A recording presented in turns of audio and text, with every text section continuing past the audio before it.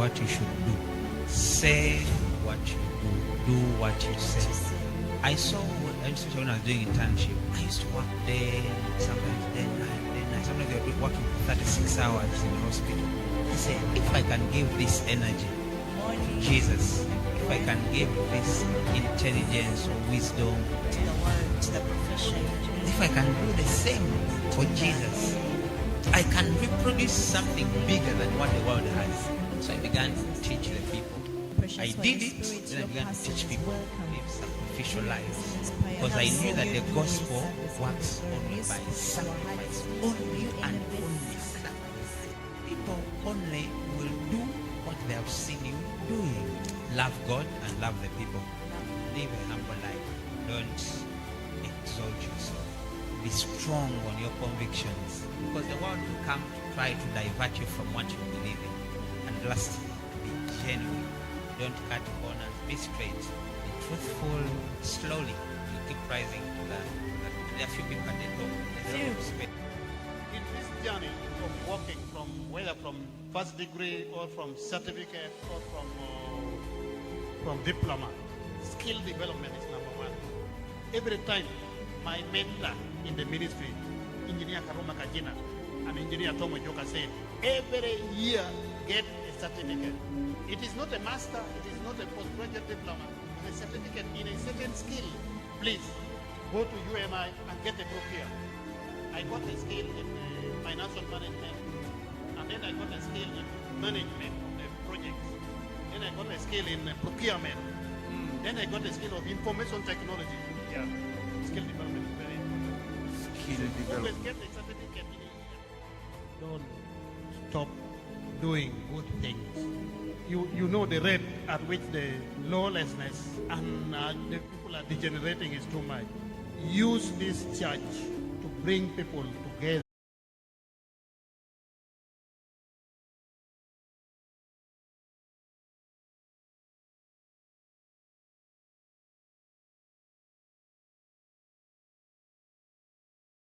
That's Mukono, Entebbe, Ngo. We want to send you greetings. Nachifuma, we want to send you greetings. Kaliro, Iganga, we want to send you greetings this morning. Thank you so much for tuning in. Thank you so much for watching us today. I believe your lives will not be the same again. You're going to be inspired. You're going to learn from the very best this morning because the Lord has really availed someone for us today to take us to greater levels. We are here in the Mukono Auditorium hanging out with the big ego this morning. And I'd love to welcome Council Isaac Bandale this morning. Thank you so much for being a part of us today. It's such a great honor to have you. We are really humbled. Thank you for sacrificing part of your precious time to speak to us, It's a pleasure. to inspire us. We are waiting. We can't wait. We are really very expectant to hear from you and to be taken to greater levels as a ministry. So before we start, I would love to encourage us all to share the link on your platforms, social media platforms, on your WhatsApp, Instagram, Twitter, name it all. Network leaders, make sure all your location pastors are watching already. Let all your oikos shepherds tune in and be on scene today, this morning, and call out your friends. Any council around, any lawyer you know, anyone interested in business, anyone interested in growing and learning. The time is right here and right now. So kindly share the link, like it, comment, let us know where you are watching us from this morning. Oh yes, greetings to the people in cabs. We see you already. We love you so much. Pastor Francis Tororo, we send you greetings. Navide Fiona is practically on. It's such an amazing thing. The Kampala Church is practically on. Pastor Simon Nambago, we send you greetings this morning. And of course, Pastor Sonko Lester is on. And everyone that is watching us or that is live here in studio, thank you so much for being around this morning. Without you, where would we be? We really need the congregation to cheer us up today. So without wasting a lot of time, I'd love to introduce to you Council Isaac Bandale. a businessman, and a researcher this morning that is going to speak to us. You're most welcome, sir. We are humbled to have you here at Inspire, Grow, and Lead. Thank you very much, my host and everyone, the team online, Oh, yes. and everyone following us, wherever you are. Good morning, good afternoon. Good morning, good afternoon. Good evening, and I'm glad to be here. Yes, sir. It's an absolute pleasure. And I can't emphasize that anymore. I'm blessed to be here. Oh, yes. Well, we thought we were the more blessed ones. Incidentally, I'm To already have you inspired. here.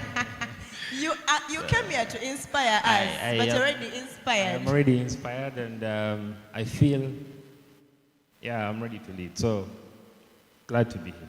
Powerful, Glad so yeah. much. Thank you. Happy to have you here too.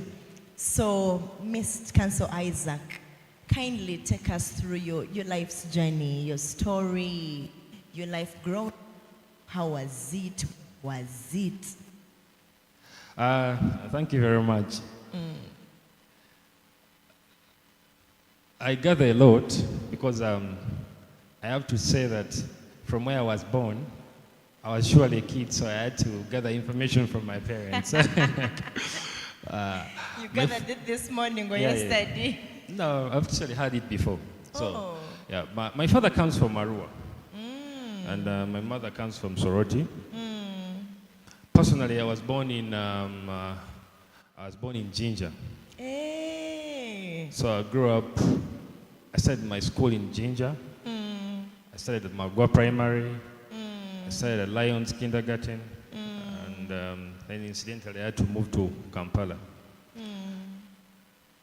Fast forward, I've been blessed to be able to attend school through my parents, and I have a couple of siblings. I am the third born, and so it's a life of God leading. I can reflect this later on in my life because some of the things that happened to me were not that I was so wise or was so brilliant or I had very rich parents. I've been at schools, I've been at institutions, I've been at places where only God can lead you. Only God can take you there. Yes, and one of them is where I am right now, so I don't take it for granted. But I was also privileged to study law. I joined university in 2012. 2012. Yeah, so virtually I've been practicing law since Which 2012. university was that? I was at Makere, so... Yay! Powerful. The UC people are almost jumping, but it's okay. So it's, we've been trying to fly, we've been trying to make sure that everything works out. The law journey has been good. I have seen what I'm going to share briefly with you. Powerful. We can't wait. I've experienced favor, and I think it should be the yardstick for everyone in whatever they are going to do. And personally, I have, at every place I've been to, Yes, sir.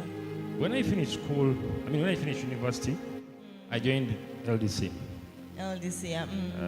I did my year and finished. When I finished, I was called back from where I'd done my clerkship. Wow. I was retained. So we retained two of us. That means you are too good. We retained two. My first year I was elevated from a junior associate, Okay. actually to a researcher. In your first year. Yeah.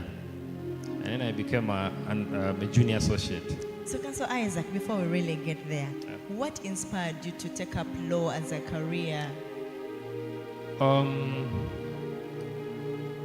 I'll tell you one thing. I was somewhere, still a kid.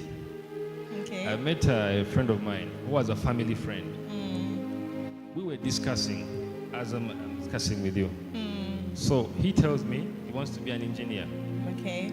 I told him I want to be a lawyer. I think since then, he kept on haunting me to be that. And from my interaction with family, interaction with friends, they always say I was emphatic. Oh.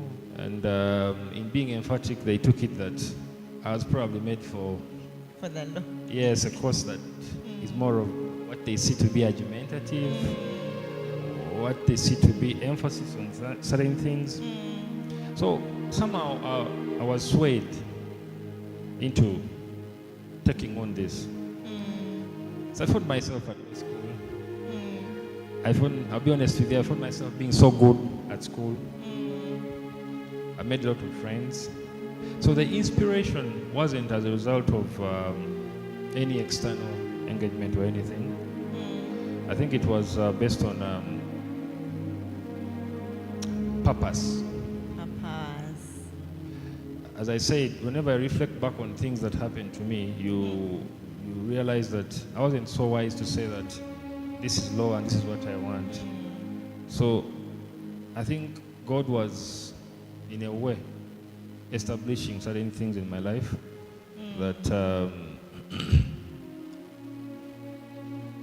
I think it is God and His purpose. It's God and purpose that really inspired you to venture into law as a career. Very, very. So yes, you are done with LDC. You've been called up back to the place you've been having your clerkship from. Yes.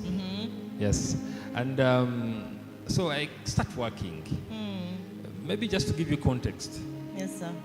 With law studying law is, in my opinion, easy. The challenge is in practicing law as a business. Practicing it as a business, that's what the challenge is. Yes. Okay. Yes, and I would explain this just to give it context and briefly so that we may understand what we're going through. Yes, sir. You see, at school, they'll give you pamphlets, to read. They'll give you handouts, and it's easy.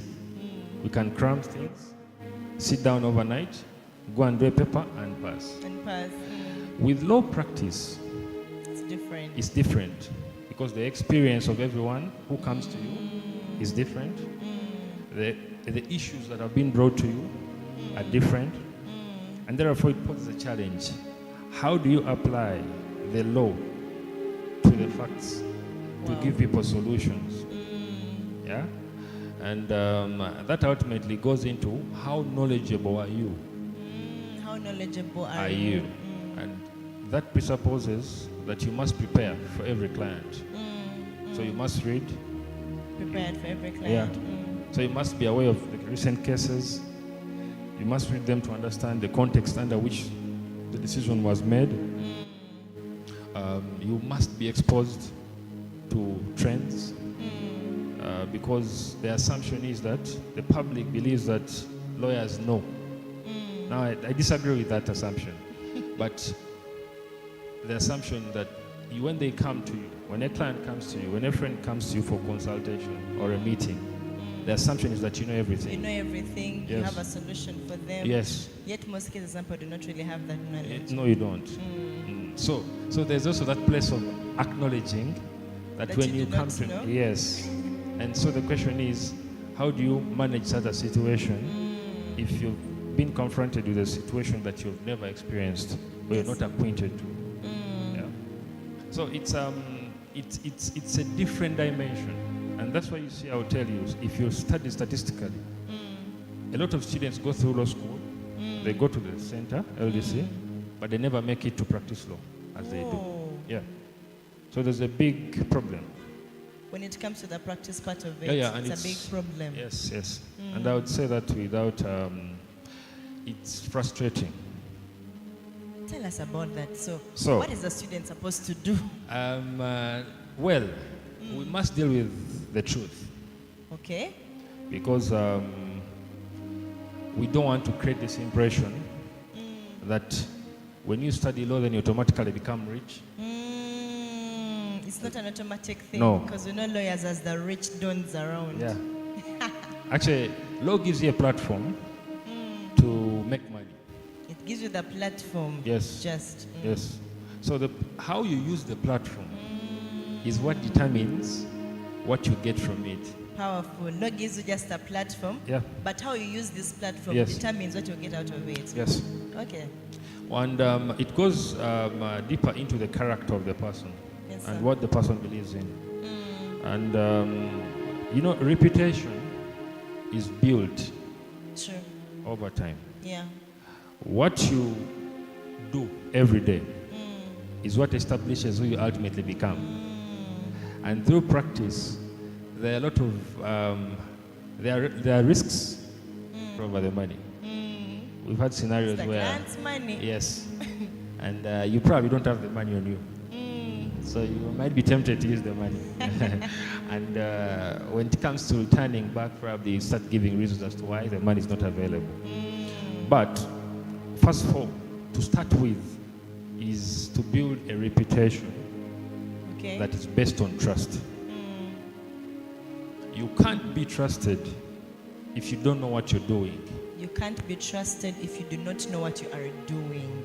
That's the first thing. The second thing is you have to be very honest Very honest. with your clients, with yourself, with your opposite colleagues, and with everyone who is involved. Honesty. Yes. And whenever you're honest with yourself, it then spreads over to whoever is working with you. Okay. So in essence, you'll attract that you are in your practice. Okay. Well, thank you very much, Councillor Isaac. That brings me to a place of asking you, like, in today's Uganda, what is excellence in legal practice? What do you define as excellence in legal practice? Well, I'm going to give my opinion Yes, from of my course, your experience. opinion. Just for the record, I've been practicing law for the last 6 years. 6 years. This should be the 7th year, running into 7th year. So they always say that I don't look my years. I don't know that is true. It's true. Anyway, away from that, just to respond to your question, excellence in law practice, still I'm going to say, it is not about the car you drive. It's not about anything. Excellence in law practice, in my opinion, is about how you give back to the communities How you give where back. you've come from. Yeah. And what do I mean by this? Do you know that even the clients that you have had lawyers before you came in? You're the only lawyer around. Yes. So you can imagine a situation where you've had clients from other lawyers. The point is that behind you should know that they can still leave you. Other lawyers, they can. Yes. But to answer you, maybe the question was more direct. For me, excellence is determined by work. Work. Yes. How do you deliver? How do you deliver? How are you punctual? How are you exposed? And by delivering, I mean solutions. Because then, the moment someone comes to you as a lawyer, they don't come to you to have a chat. They come to you For seeking for a solutions. solution. So in my mind, I always want to give solutions. Always want to give solutions. And from my experience with other senior lawyers whom I've met, it's clear that every time you must be ready to give a solution to everyone. And by giving solutions, that means that you're creating more opportunities for yourself, but also helping those who have come before you for. Oh, yes. Yeah. So you must be ready to read every day. And you must be ready to acknowledge to yourself that you're not so sure about a certain area and ask for time. Be ready to learn. Yes. Yeah. So the need to learn every day because of the evolving situations, new cases are coming up, new experiences, new forms of breach of the law, the online business, and everything that keeps on coming up. So cases are coming out every day, books are being written every day. Oh, yes. So you must be ready to learn. So you must commit yourself to that. To learning, Yes. to reading. Yes. And that's why you see I said earlier on that the school is different from the practice. It's different from the field. Yeah, and we must tell our audience and everyone who will ever listen to this that that's the truth. It's the truth. I'll invoke you to just do a small research. As I said, the number of law students who are at law school Are very many. as against those who are practicing, yeah, it's a few. And there's no explanation given to the public for that reality. But the reality is not in saying that we should look at the negative of that. The reality of that is that we must tell everyone the truth, The truth. because the truth shall set everyone free. Oh, yes. Yeah? So, as you're studying law, commit yourself to studying law.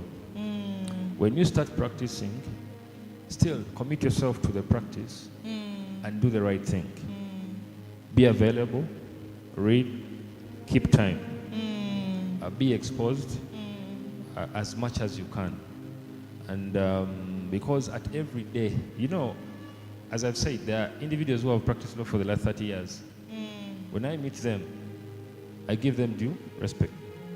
So I want to learn from them. But also with that, I must balance between them not subduing me in their assumption that they know better than me. So it's a whole life experience. Yeah, every day I wake up at 5 a.m. I be at office by 6. But every day I wake up, I experience new things in my life, in law practice. And I get amazed. And for me, because I love what I do, I keep doing it. Oh, yes. So it's not about saying that I know anything, but it's about the drive within me. I keep on trying. I keep on perfecting. I keep on...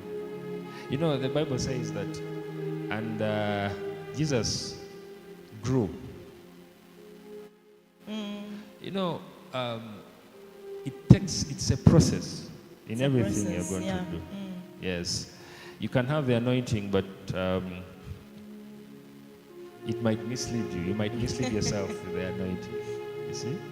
So, in every sphere of life, you must sit back and reflect on yourself. And when you reflect on yourself, the things you're doing, are they adding value to you? As a person? Yes. Are they speaking to your conscience? Do you feel in your spirit comfortable doing those things? And if you so, then focus on those things. I would still say it cuts through, even if you're in ministry. You are the security guy, you're the security person. You can't come late for service. Yeah. True. You just can't come late. You can't. So because then if you come late, then what security are you providing?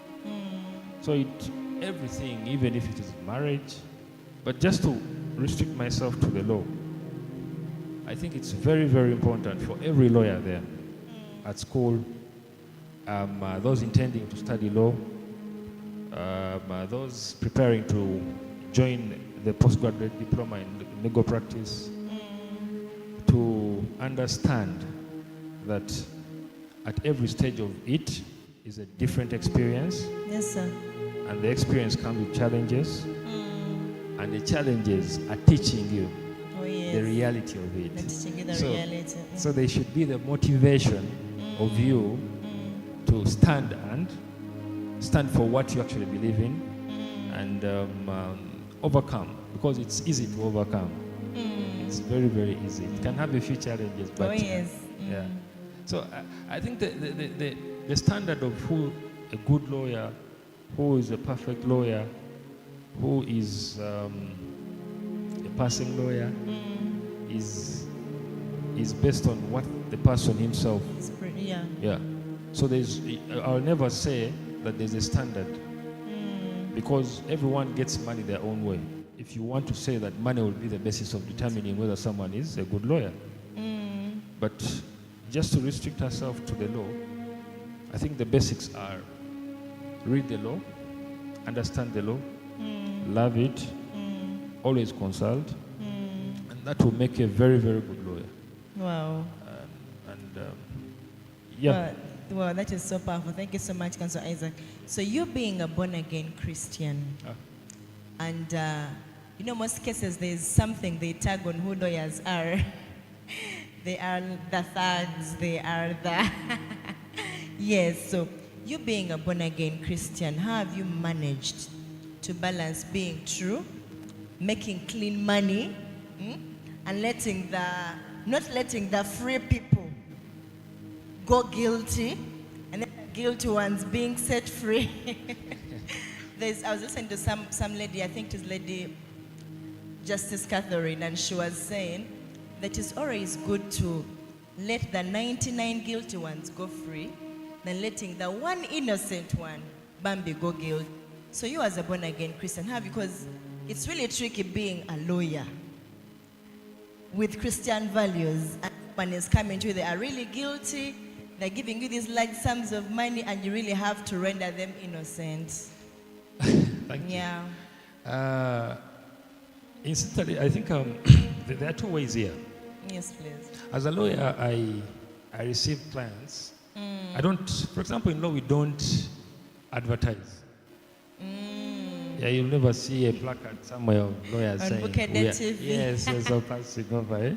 And that's the law for lawyers. So then how do you get the client? Exactly, that's a very good question. Because marketing is really so key. I agree with you, and that's why I always tell every lawyer I meet that it is by grace that you get clients. That's very tricky. Because if you don't advertise, if you don't put up flyers, if you don't do things to reach out to people. Okay, wait. Is it wrong to advertise and put out flyers? Is it illegal? Yeah, in law practice and business, it's illegal. It's illegal. Yeah, Jesus. It's not allowed. Actually, lawyers are not allowed to hound. Lawyers are not allowed to advertise. Lawyers are not allowed to put out themselves as though they are showing that they provide that service. Wow. Yeah, and probably for purposes of information, law practice in the old days, the people who were practicing law were very, very close to the kings.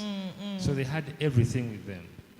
So, because the assumption was that you can only be a good lawyer if you have everything. Yes, sir.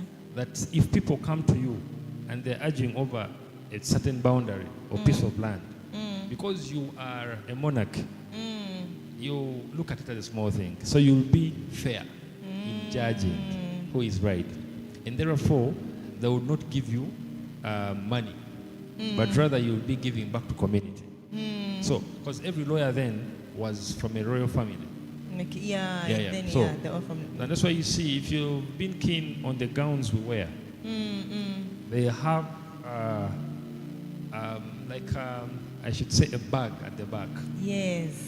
Actually, whenever people would feel that they have been served, yes, they drop some money. Yes. So, ordinarily it's not supposed to be paid for. And it's supposed to be free of charge. Yes. It's different of late. No. So, but we can continue with that. We do what we call pro bono. Every year you're required to provide maybe 1 or 2 clients free service. Free every year.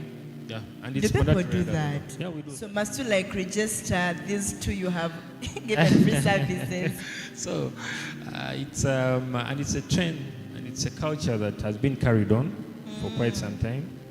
But I needed to give you that history so that you understand some of the current trends that are happening and why they're happening.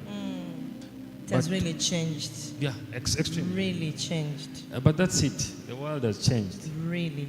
The world has changed. Jesus used to walk on a donkey. We are now driving cars. But now we are driving the cars and flying. Okay. Exactly. So, so the the,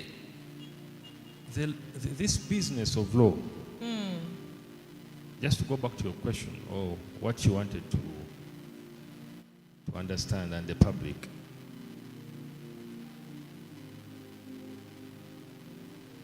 Sometimes I'm asked and I want to say things that are not. Okay. Because the public thinks that a lawyer is the one to decide whatever happens. That's not true. I can study law. You're teaching us well. Yeah, I can study law and become a private lawyer, like Okay. I am. Work at a certain office, and that's it. I can also study law and choose to become a judge or a magistrate.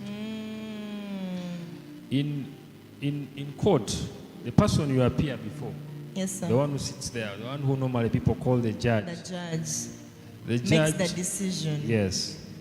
My duty as a lawyer is to represent the client, To defend the to client. defend, or defending means that my client has been taken to court, but to also bring a case on behalf of my client. So, when I am given instructions, Yes, sir. do a certain thing, I do it to the best of the knowledge that the client has given me. Oh, the information she has given you.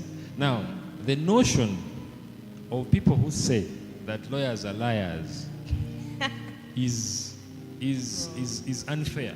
I don't say it is not true, but it's unfair. And it's unfair because of this. If I don't come to you, then I'll not get your side of the story. So I will not know, I will not care. If you come to me and you tell me something, what you tell me is what I'll apply to the law I'm going to present. to see if it will help you. So whenever you say that lawyers are liars, I'm like, is it the lawyers or it is Or the judge. or the judge or it is the clients who come to us?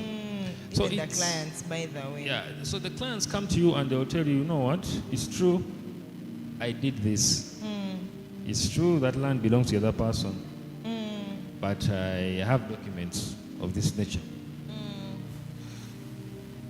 So the question is, as a Christian lawyer, or as any other lawyer, you can be a Muslim lawyer anyway. But the point is that as you, a person, how do you feel about this? Are you going to lie just to protect the interest of your clients so that you become part of the problem? Or are you going to advise the client that I can't handle your instruction, so probably try out someone else? And by virtue of what you believe in is what determines how you respond to such situations. Oh, yes. Because a lawyer can be corrupt, a judge can be corrupt, a client can be corrupt. So it still goes to you. The lawyer. Yes. Yeah. You, the judge. The judge. You, the client. The client. Yeah. If you killed someone, say, are you honest enough to come and tell the lawyer to come and go and argue in court that you killed but you're bargaining? You see what I'm telling you? Yeah, so your response right now indicates that if it was you who had done it, you wouldn't want to. Yeah? So it's a nature thing. Sure. What are you conscious to? How do you want things to be done? Why are you objective and at the same time subjective of a certain position? So, are you going to consider taking the client's money and tell them, okay, first pay instruction fee of 1 million, for example, and then after that you tell them, no, you have a bad case? Or are you going to tell them on the onset that this thing is bad? It's bad. I'm not You going to have to, have to accept. Go and serve probably 5 years as compared to 10 years. We can negotiate a plea bargain. Other than you serving a full time, you can serve it's less. Yeah, less. So normally, and that's what I'm saying, there are solutions to everything. The question is, how do you apply the solutions within the law to explain to the client or to the court that this is what I think and this is why I think it is right. Yeah. So to convict one and not convict the other. If you go to Luzira, you'll find inmates who have been there and they're telling you they're innocent, even when they have been convicted. They have been convicted. Yes. There are those who have appealed against decisions, and the court has said it was wrong to convict them. So where is justice? What is... Commend you. Yes. Because it's illegal for it's illegal for a lawyer to do marketing by themselves. Yes. So I think it's your work or your fruit that has to pave the way and do the marketing for you. So literally what you are doing is your own brand. You're branding yourself and who you are and your work. Exactly. So you're telling us someone should be very patient. Yes. Because most clients or most our generation really love this microwave life of swift things, eh? Yes. Fast foods, fast Yes. cash, fast Yes. money, fast prosperity. So now you're from school and you must just start up your own law firm. Yeah. You don't want to be under a certain leader or employee. Speak about because you want to be your own at exactly when you're just from school. So, and you've said it's not literally the ideal thing to do. No. Yes. So which other criteria must someone follow to set up their own law firm? The other criteria is more of legal. Is the requirements that the law requires of someone. The Once you students start up want a to law know firm. about it. So the students must understand that, or everyone who is listening, that there are two situations. Yes, sir. One, you can choose to start up a law firm as a person, one, As a person, yeah, or you can choose to actually team up with, with other colleagues. Oh, yeah, one yeah, or two yeah. or three or four. Pull up resources together and then start up a law firm. Now, ordinarily, you come up with a name. Yeah? You come up with a name, either it might be a generic name or not, or you can call the individual names. Yes, sir. So you get the name, reserve it with the RSP, and then subsequently after it has been confirmed, you submit your documents to Law Council. We have a body called Law Council. Law Council is the one that authorizes or confirms firms, law firms. So you submit the required documents, the certificate of practice, the registered name of the company. Showing you've practiced for the 1 year. Yeah, yeah. And your IDs and everything. Yes, sir. So, Law Council sits, considers your application, then recommends that you start up a law firm. Yeah? So, upon that, then they'll come and inspect, because then you have to create an office. Come and inspect, confirm that you have the law books, the volumes, your office has the basic requirements of a reception and a sitting space for clients and everything. And that the location is actually good for doing that business. Then subsequently they'll issue the certificate of practice. And that will actually, that is what will wish. And it's normally renewed every year. And it's issued to the law firm. True. Yeah, so there are two certificates. One issued to the advocate. And one as a to the person. law firm. Yes, and another to the law firm. So you pay for the licenses like every year, 2 of them. Yes. Yeah, as an office, you do. And as a also person. as a person. Yeah, so that keeps on renewing. But it's also a source of income, of course, to the government. So, but away from, because what we're talking about is the easy stuff. Anyone can open up a company and want to start business. Yeah? But what is the company? Exactly. Company. Yeah, that's where the issue is, and that's what our generation does not want to do. They don't want to. We don't want to do the hard things. We want to do the easy things. In an assumption that when you become a lawyer, then automatically you become rich or you get money. They don't want to commit themselves to doing those things. And for me, that is where my emphasis is. And I don't say this to say that I do everything, but I say this because we must know that we must do these things for us to get a benefit of these things. You can't want to benefit from a practice or from someone who has been practicing for 30 years, as I say, and you're 1 year into practice or 2 years. You want to be at the same and level. you think, yes. So it comes with a lot of sacrifice. You must be committed, you must be serious, and you must be consistent and persistent and determined and focused, because then all this rotates around that. if you can't do the things, then you can't claim the benefit, or you can't want to benefit as though the other person who has done the same. Yeah. So the processes of getting the certificates are easy, but to sustain that is where the real lessons are. Yes. To make the money. Yes. Yeah. To sacrifice yourself. Sometimes I'll give you a scenario. Sometimes you'll have to wake up at 3 a.m. Okay. and drive to, let me say, Gulu or Arua. You have court at 9. And the energy you're going to invest in driving for 7 hours to Arua is what most people don't want to go through. Oh. So you'll send a junior lawyer and you tell them go to Arua. They'll say, man, that place is very far. Yeah, wow. So it's the willingness to do those things that people don't want to do that help you have the experience, get exposed, and learn. Oh, yes. And in so doing that, you'll be actually achieving the objective of what you're talking about. Because when you say inspire and lead, the people must know, and the audience must know that there's a price to that. There's a price to pay before we become. Yes. So when you look at the cross, you'll forget that there was the experience. You see? So it goes on and on. And for me, if Jesus Christ has to do it, everyone must understand the process. What they want to. Yeah?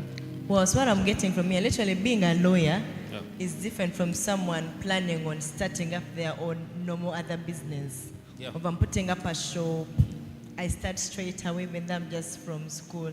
So I think every lawyer should have this mentality, mostly the students. Because most of them have this thing of, yes, I'm done with school, I'm going to make the money, I have the cars, I have this.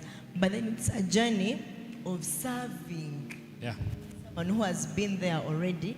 For you to be able to get your place or be able to stand firm on your own, you must serve or work in someone's law firm who has gone ahead of you. Yes. So for you to actually, since there is no marketing, the thing is work hard, serve someone so well, be faithful in serving this person, so that's going to make a way for you to be recommended and to stand on your own. Very, very true. So when someone comes to you, a client, they are presenting their issue to you, the case scenario.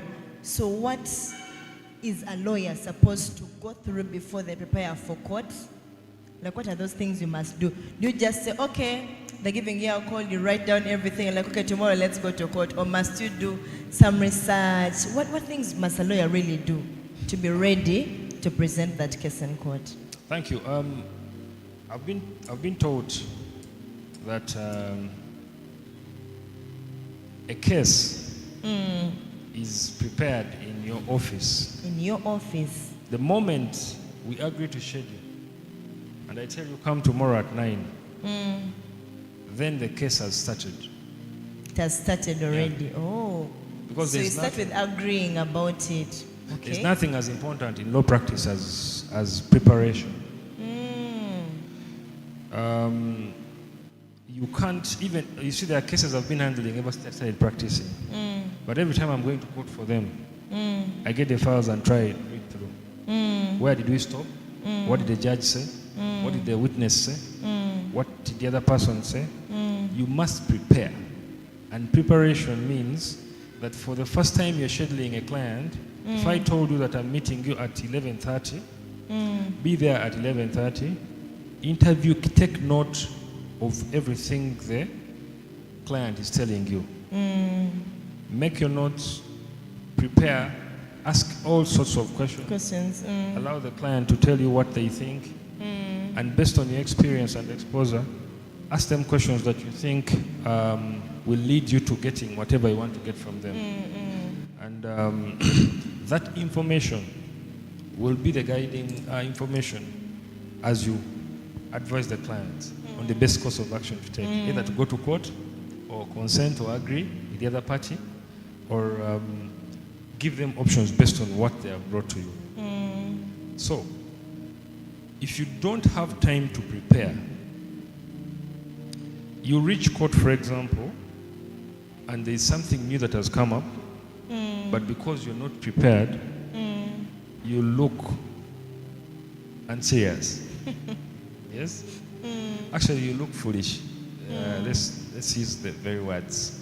And I think preparation is the main thing. It involves reading.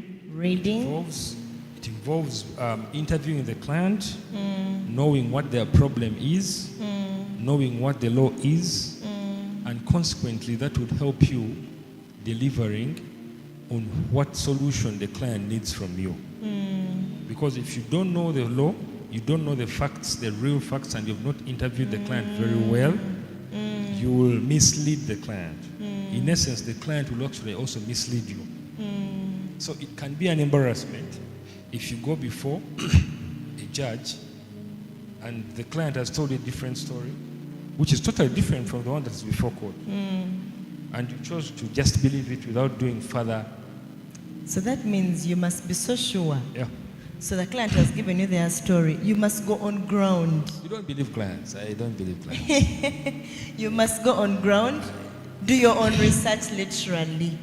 So that you go before the judge when you are sure about what you're talking about, with clear evidence, all the research done, and you can put up everything together. Yeah. And that's what will make you a good lawyer, because even if a client goes to another lawyer, they'll find that what you advised them was the right thing. Was the right thing. Yeah. So it's, for me, it's not about numbers in how many clients you have. It's about how best you advise your clients when they come before you. And that extra effort you put in to want to know the kind of person who has come before you, to research about them. What are their have they been to court before? Where do they live? They're talking about land and everything, and my neighbor being bad. Is it true that the neighbor is bad? Because you lose nothing from doing that extra. Is that land title the right one, or it's a fake one? It's a fake one, and the basics of checking which one is fake and which is not right are really given. But yeah, so there should be an edge in the things you do over the other people, and that's the effort we're talking about. Sure. Yeah. So effort is the extra you undertake to do. When on a Saturday probably everyone is saying I don't pick up clients' calls, is when you pick up clients' calls. Yeah, because then they'll look out for you. They'll know that it's you actually who picks up their calls when they look out for you. So it's our generation must understand that it's extremely competitive. True. And there is no standard of determining who is good, because the kind of market that we have in our country of law practice does not provide you that forum. I've taken a further note to study other countries, and I've realized that in other countries you can easily just say that, Isaac, I'm going to just practice intellectual property. Just that. And you're done. $1 chief, yeah. Here, you can't. So, the younger generation must understand that there is more to when you see Isaac wearing a suit. There is more effort to everything about life. That for you to be seen, either you do it in the clothes or you do it in public, but you must do something that is more extra than the other. And that's what gives you an edge over even your opposite counsel. For example, in court, if you know the latest case that was decided yesterday and you brought it up in court, you'll even surprise the judge. But what does that mean? It means you read. So you took in an extra effort in whatever you're doing. And that for me would what I consider to be so much pertinent, and also what would guide someone, a young lawyer, to really achieve. Because if you're working under someone, you're working to impress them. Yeah. No one is going to promote you if you're not working so well. You really have to impress them. Yeah, so effort is very important. Very. We don't care about your grades, actually. At all. Yeah, in no practice, we don't care about the grades. At all. We care about the effort and the work you're delivering out. Because clients want results. They don't want to know how you board a border from Naguru to Mukono Court. They want you to be at court. How you be there, whether you wake up at 4 a.m., it's not their business. Yeah, so it's a learning process, but it's a process that you must commit to as a young person. And if you do that, everything will fall in place. Wow, wow. Thank you very much. Then lastly, but not least, I have only just one more question. You have advised the young people to do a lot of reading, a lot of research, to be prepared. So which are some of the books you can advise a young lawyer to read, to equip themselves with? Who should they listen to? Which audios, which videos, which books should they read to become better lawyers than they are right now? Thank you. Now, because the law is wide, I would be unfair to specifically pick out a book and say, read this. When the areas of practice are very many, unless when someone is specializing, then I can guide you and tell you, read this. Okay. You understand? But because you're a young lawyer, or let me say, you're a law student, first of all, you must read the law, because the laws are there. The laws are there. That's the first thing. It's your Bible. Exactly. And then secondly, you must read the cases. The cases. Yes. The books that are available will only be good if you're dealing with a certain situation that needs emphasis. Say, for example, you're doing a merger and acquisition, and you need certain lights to be thrown to yourself in that area. Then you go and look out for a book on mergers and acquisition. Yeah? Or you're faced with a situation that deals with fraud. So you go and look out for the main case on fraud and read and understand how did courts come to that. What were the facts? How did they conclude this scenario to be that? Let me give you a scenario. Oh yes. You see, in this place, you know the person who's seated behind you? Exactly. So that means that for you to get to know how he's seated and what he's wearing and what he's doing, you must expose yourself to the person. To turn. Yes? And that means that you need to want to know. Otherwise, if you assume, you might assume when the person is just standing behind you. If there's no one. Yeah? So every law student, every lawyer, every person actually must be willing to learn. They must be willing to read, and that is ultimately what leads you to reading what you're asking me. Because you can't just, we must be able to, for example, I try as much as possible after 2 days to read new cases. I don't have the time, but I try. Every after 2 days. Yes. You make sure you read cases. Because cases are explaining the books, cases are explaining the facts, and cases are explaining the law. Yeah? So as a lawyer, you can't live without reading. True. You can't. Whether you're watching podcasts, the podcasts are there. Whether the pages you follow on your social media handles, they all give you feed. And when you open, something pops up and you read it and you move on. So it's everyday learning, it's everyday exposure, and I'm not going to be specific and say read this. Every day you must. The law is the Bible. Yes, you must read the cases. Yes. You study according to the case you have actually attained or gotten. Yes. Wow. So thank you very much. As we are closing, kindly give the last remarks to the lawyers that are watching us today. My last remarks to everyone. Whether it's a lawyer or anyone. I think first of all,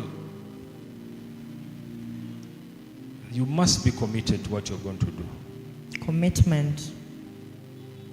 And in commitment, you must be willing if you don't love what you do through commitment, then you cannot achieve. But amidst all that, you must pray. Pray. You must pray. And as I'm closing, I must tell you something. There are scenarios where I've prayed in the morning, and what plays out in court or in the board meeting that I go to attend to is exactly what has been shown to me. So whenever I'm talking about these things, I actually shiver, because everything you experience, you should know. You should know. Yeah. Wow. As a Christian. And actually, even if you're not a Christian, I'll tell you, because everything about life, for example, you're going to have service here, but everything that is going to happen here, someone must have experienced it that is going to happen. So when you pray, you're more prepared than anyone else. True. When you pray, you're more ready than anyone else. Anyone else, yeah. So you get protection. True. You get favor. You get to know. Because when you know, then it's easy for you to overcome whatever it is. So, as you're committing and reading and doing all these things, the principle is prayer. Okay. If you know your God, then you'll achieve. Oh, yes. And the achievement will be permanent. Wow. And I think I can't emphasize that anymore. because these are principles in the Bible. Sure.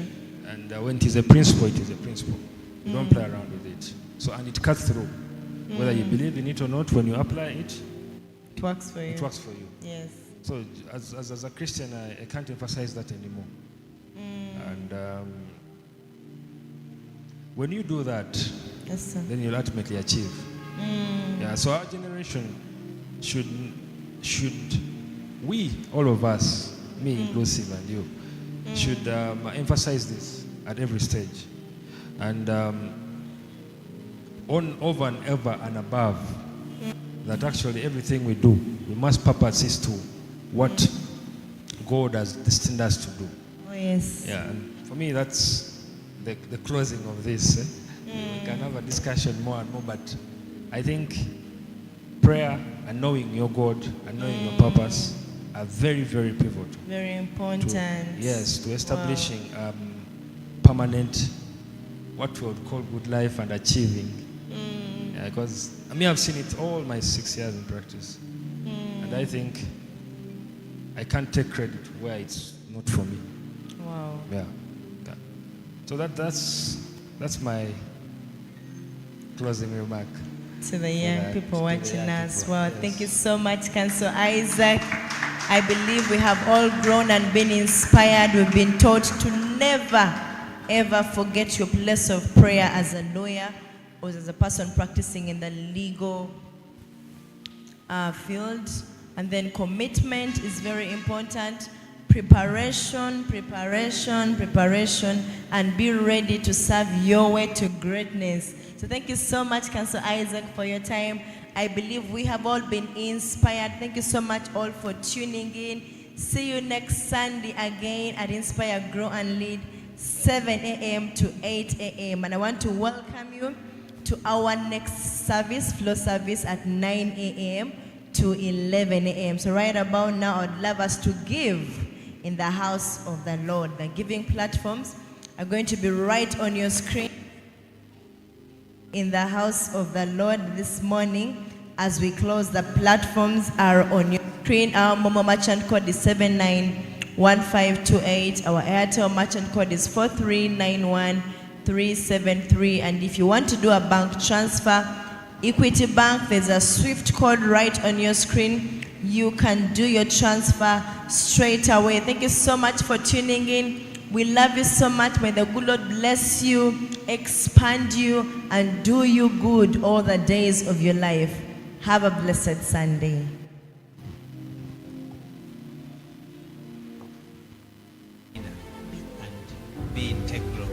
What you say is what you should do.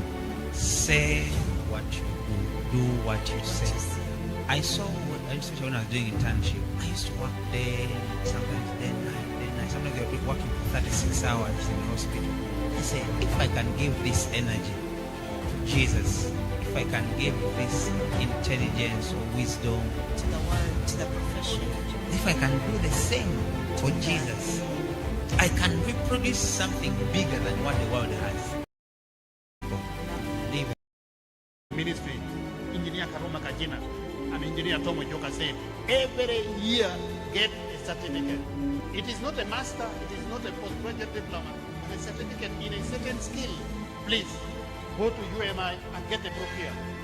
I got a skill in financial management, and then I got a skill in management of the projects. Then I got a skill in procurement. Then I got a skill of information technology.